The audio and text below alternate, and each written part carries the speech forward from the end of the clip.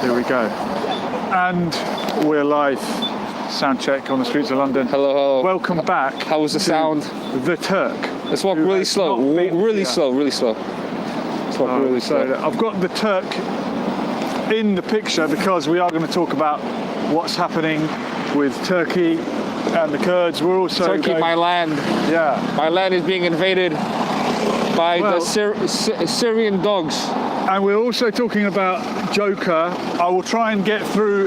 Can we talk about the film without any spoilers? Yeah, we can do that. Okay, we'll touch upon themes. Yes. And we might mention certain scenes that are not walking too fast. Exactly into grass. Sorry, I'll ease it. Little slow. Okay, and we will touch upon racism also. No such thing, but carry on. No such thing as racism. So, I watched Joker the other night. I'm not a cinema goer usually. Yeah. But I wanted to see what all the fuss was about. You actually went? Yeah. I saw Joker, and I thought it was very current. I thought that the masks were very reminiscent of the anonymous movement that we've had in recent times. Do you disagree? I see how people can make the connection. Yeah. But it's not about that. Okay, but do you think that might have been in the mind of the filmmakers when they put pen to paper and wrote the script? Maybe this mass not. movement where people are wearing masks? Maybe not. You would have to speak with them, but basically, I didn't think it was because the Joker did something to defy himself as that look with the iconic mask. Yeah. So that's why. Okay, but what about this idea that a movement takes off and all of a sudden people are doing the same thing, whether they're wearing a certain outfit to signify it, or they're doing the same thing? Like in the last 5 years or so, how many viral crazes have we had of people doing certain things on videos, and one person does it and then all of a sudden everyone's doing it, and they don't know why they're doing it. Challenges. Do you not think that this movement in Joker sort of tapped in to that aspect of our psyche? To some, because some people do like challenges for like fun. Yeah. But mostly low IQ people do dangerous challenges. So most people, I wouldn't really do let's say a movement like the Joker.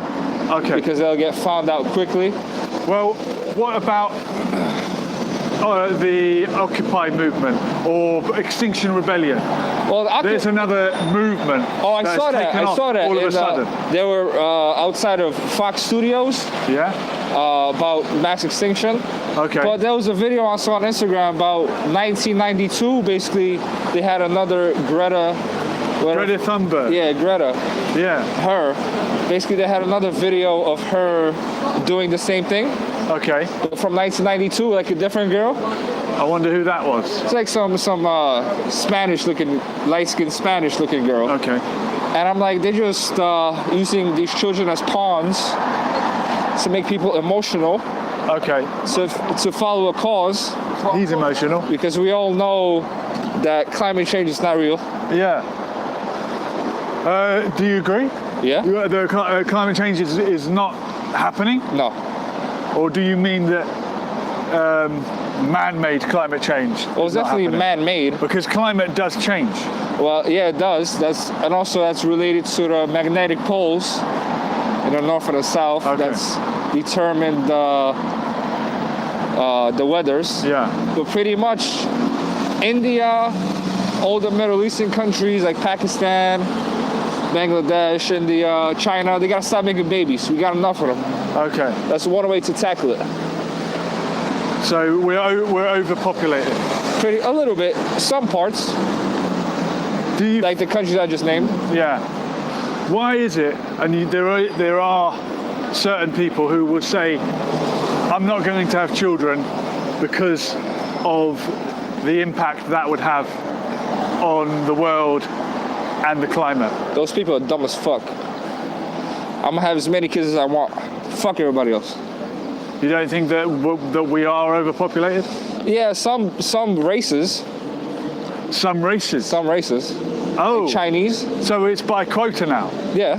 Does it matter which race? If we're overpopulated, we're overpopulated. No, right? it doesn't matter. Who says there has to be proportionate representation of Well, it's races? too late for proportion. Everybody has to be in an agreement. Okay. That's too late. Okay.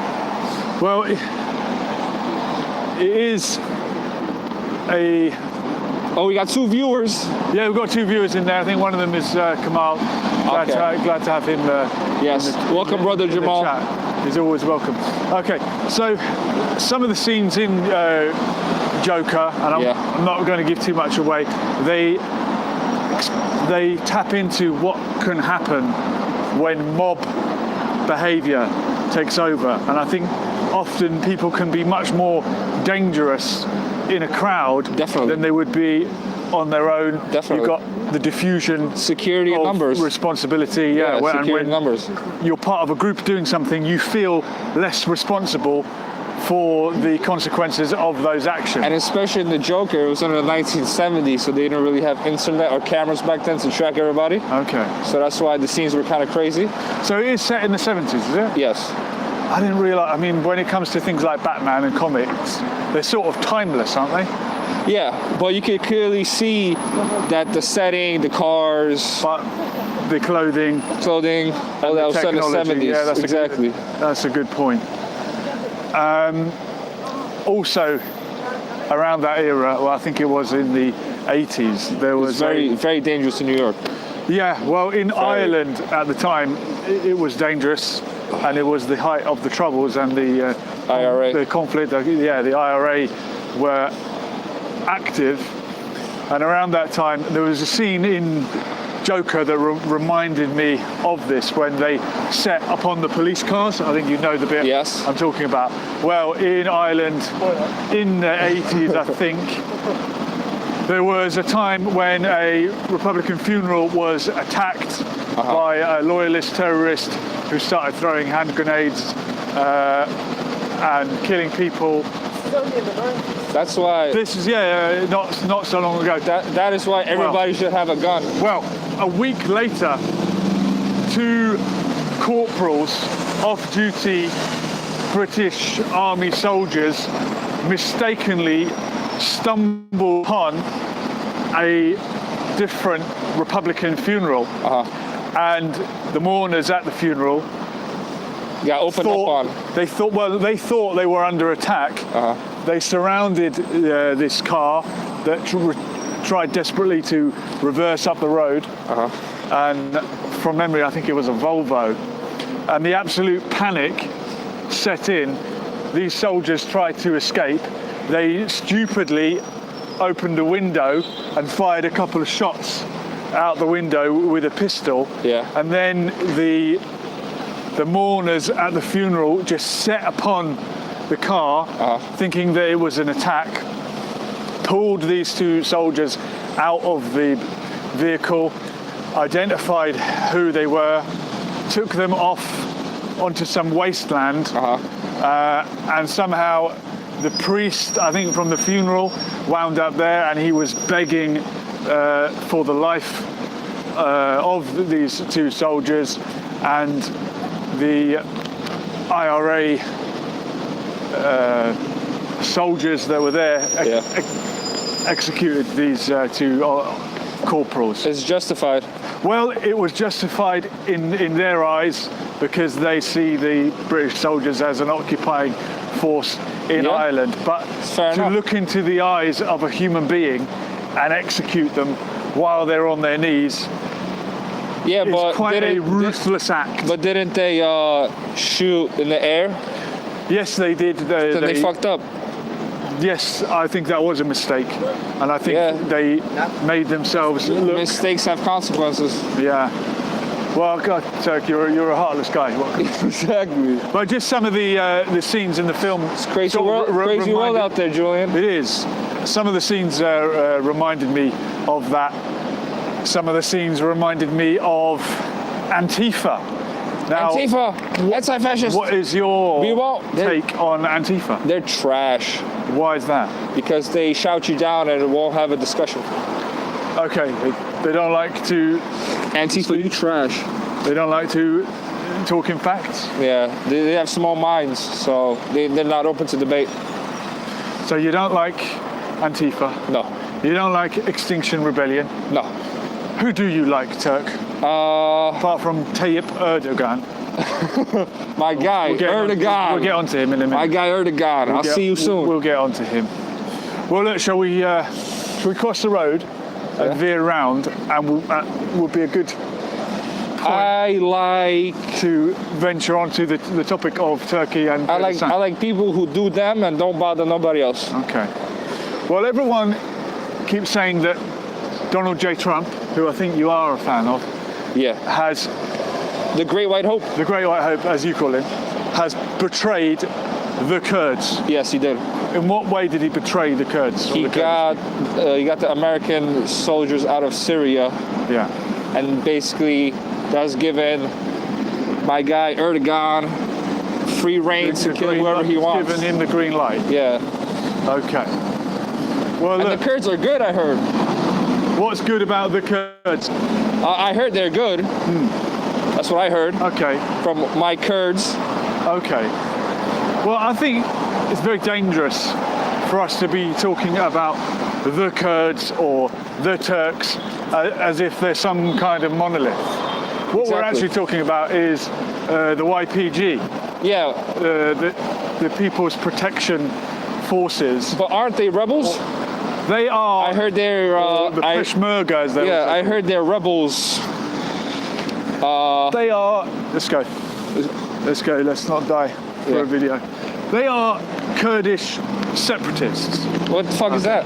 They want a country called Kurdistan. But Which doesn't there that country has already never been. exist? Okay. It's only ever been a region, Uh huh.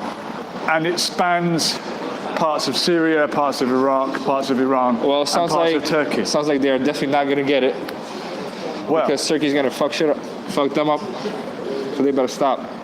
well, I think it's interesting that the Western powers in the region, the former colonial powers, have always championed the Kurds as some kind of cause that needs to be backed because they are a stateless Well, people. America always backing somebody just to cause a conflict. Yeah. So they've been nothing used new. as pawns to combat ISIS. Yeah. But there are governments and states who are under attack Yeah. from ISIS, Yeah. who are combating ISIS in the same region. Uh-huh. Why would you not support them in their quest to defeat ISIS? Why are you backing these stateless people? Now, I think it's because a stateless people can be controlled, can be bribed, Yeah, can be told, exactly. fight for us and we'll help you get Your country. Kurdistan. Just as many peoples were told before the First World War and the Second World War, fight for us and we'll give you your independence as soon as we've defeated Hitler. Some Yeah. people got their independence, some people didn't, some people got half their independence. Yeah. So when people say, oh, America has betrayed the Kurds again, maybe the Kurds, quote unquote, should stop betraying the other peoples in the region and Yes. fighting and joining with America. But as I say, let's not call them the Kurds because there are some Kurds who are in ISIS, for example. Yeah, exactly. Kurdish people are 90% Sunni Muslim, and some of them, very, very, very few, I'm sure, but there are some Kurds in ISIS. There are Kurds who are not aligned with any political faction. Yeah. And there are other ethnic groups in the region that Yeah, exactly. are also stateless. Yeah. The Assyrian people, these Orthodox Christians who live in northern Syria and western Iraq, they are also a stateless people. Well, that's what basically Trump's doing. Just let him fight it out. Whoever emerges, he's gonna rule over them. Okay, well, I think it's hard to call it a good thing that he's pulling out from the region, because he should never have been there in the first place. If I mug you and then give you your wallet back, is that a good thing? I guess so. I guess it's back to normal. Yeah, but right. it's sort of what we hoped Trump might be when we originally put our faith in what you call the so-called Great White Hope. Yeah, Great White Hope. But I guess he has to have one eye on the 2020 election. Yeah, right. And perhaps if he was involved in any more wars, he wouldn't. I don't know. Well, what worries me is that he'll win the election, and then, you know, when someone's won their second term, they've got nothing to lose. Yeah, and I think once he wins the second election, he's gonna turn shit up. He's gonna go full Great White Hope mode. Yeah. I don't know what that means, but we'll see. We'll find out. It's gonna be Trump on steroids. Yeah. Because the fallen Messiah, Barack Hussein Obama, he didn't really accomplish much. Yeah. Besides making people pay more premiums on healthcare. That's right. Well, that brings me on to our third topic, which is racism and the ugly racism from last night's football match. I don't know too much about it. Bulgaria. I've seen some of it on the news, but I was like, football and racism is kind of like, they go hand in hand. Yeah. So it's like, because everybody's fucking wasted in football. Yeah? Everybody gets fucking wasted. I mean, here's a possibility. Is it the case that some countries are just more racist than others? Definitely. Are Bulgarians more racist than English people? Because in general, Bulgarians are thicker people than English. Maybe not, but all I know is that everybody's racist. Okay. I'm making this point tongue-in-cheek, but are some countries more racist than others? Or is am I being racist to suggest that Bulgarian people are more racist than English people in general? Well, you're just comparing two white countries. Two white countries. Like the Chinese be racist. Fuck. The Chinese be super racist. Yeah, are they? Yeah, very racist. And is that because they are less diverse? Yes, exactly. And is England less racist because it's more diverse and we are more used to having people of different ethnic backgrounds around? And if you're in Bulgaria, most people are Bulgarian, and you might not meet another race, and if you did, it might only be a Romanian. Well, some people just don't want their country to be a soup of different ethnicities. The melting pot. They want their country to be pure of their people. And that's fair enough. Is that fair enough? Or that is fair enough. But so you support the idea of ethno-states? Yes. How is that going to work in a country like America, built on immigration? Well, that's what America and England, they're already fucked, so they're on the path of that. Okay. While other countries, they don't want the path of that. Well, America and England, are two of the most advanced countries in the world, and they're ethnically diverse. Yes. Wouldn't that suggest that ethnic diversity is a good thing? No. Why not? If the most advanced countries in the world are ethnically diverse and have advanced due to immigration, or immigration has helped them,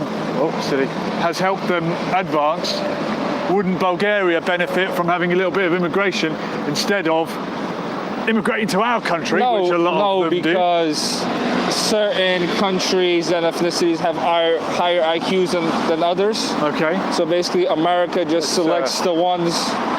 Let's go here. You lead the way.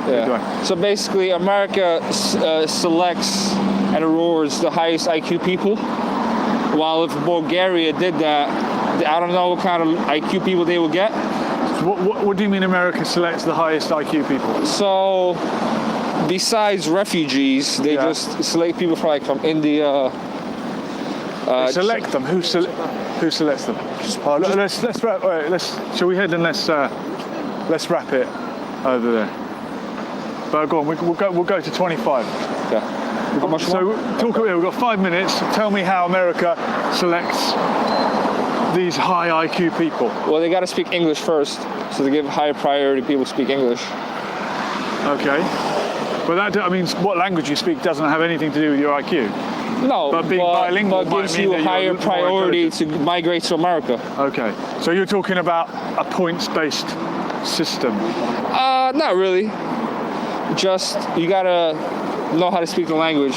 Okay. Well, there was a lot of racist language being thrown around at the football match. Do you think we're making a bigger deal of it than needs to be, or is it a legit issue? Because if other countries are even more racist, like China, they'd be super racist. And Chinese, they'd be hating everybody. Yeah.